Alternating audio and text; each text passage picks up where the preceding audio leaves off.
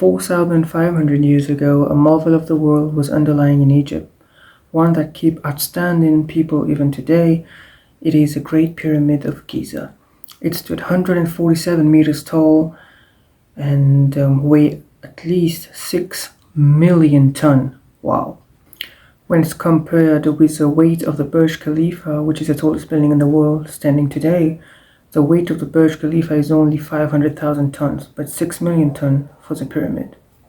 People didn't have wheels back then. We're talking about 4,000 years ago, of course.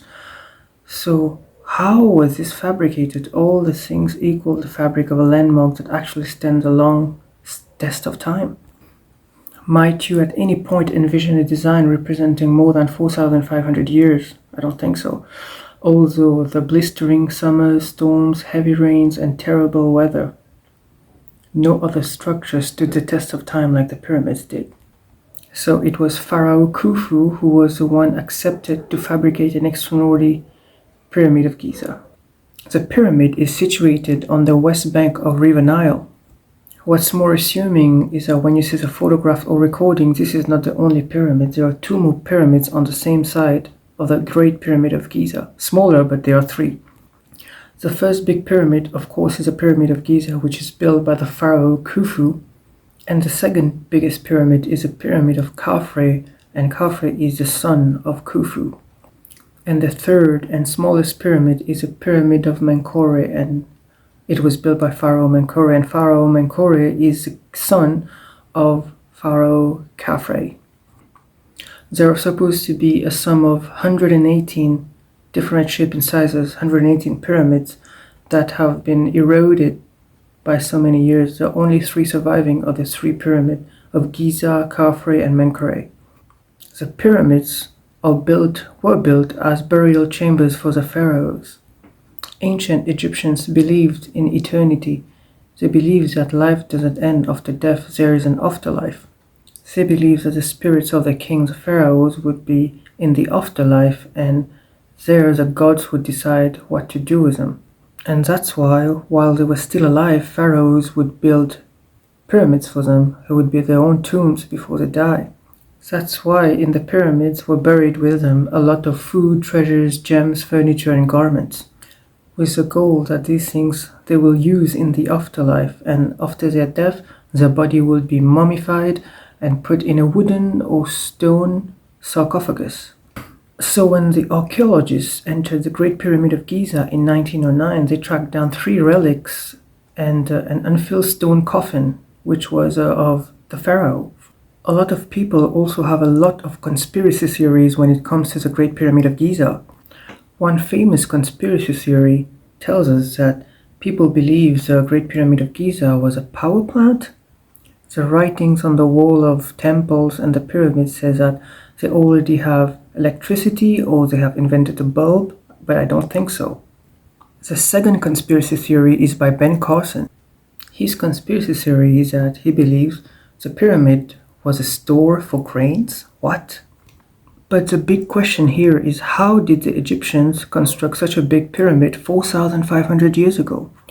As we know, the rocks that was used to construct the pyramid weigh between 2.5 tons to 80 tons. Each stone was carefully and equally cut. I'm sure you saw the clips in Hollywood movies who showed you that slaves built the pyramids and they were beaten up and stuff like that, but this is not true at all. The people who fabricated these pyramids were profoundly gifted workers. They were not starved and mishandled, yet, on the contrary, they were given plenty of food. They were well taken care of, even though they looked better than average of half Egyptians. These workers were very loyal to the king, the pharaoh. They loved the king, and they considered the pyramid a national project. So around 20,000 to 30,000 laborers were associated with the development of the incomparable Pyramid of Giza. All the raw materials to build the pyramids were bought around southern Egypt, like around 800 kilometers from where the pyramids were situated. Another big question is how the stones were cut to build the pyramid. Well, the simple answer is that copper was a material well known at that time used to cut these stones to build the pyramid.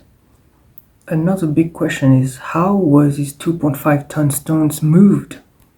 Because in those days, wheels were not invented yet. We're talking about 4,000 years ago here, people. Well, the answer is in this painting right here on screen. As in this picture, you see a man is pouring water on the sand, and then people are pulling the structure.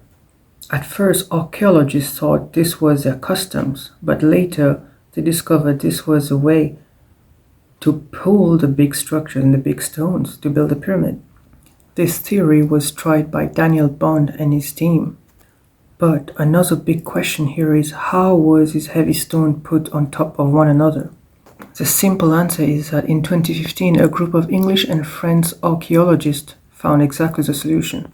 They found a 4,500-year-old wooden slope in a quarry near where the Great Pyramid of Giza was built.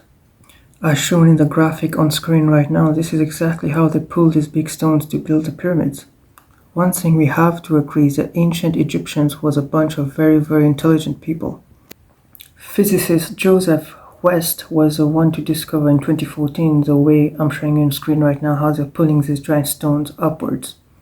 Using the exact strategy I'm showing you guys right now on screen, the pyramid was finished in 20 years or less. What I'm showing you on screen right now is the result of researchers and archaeologists on how the pyramid was built. But the exact way how it was built, this remains a secret to this very present day.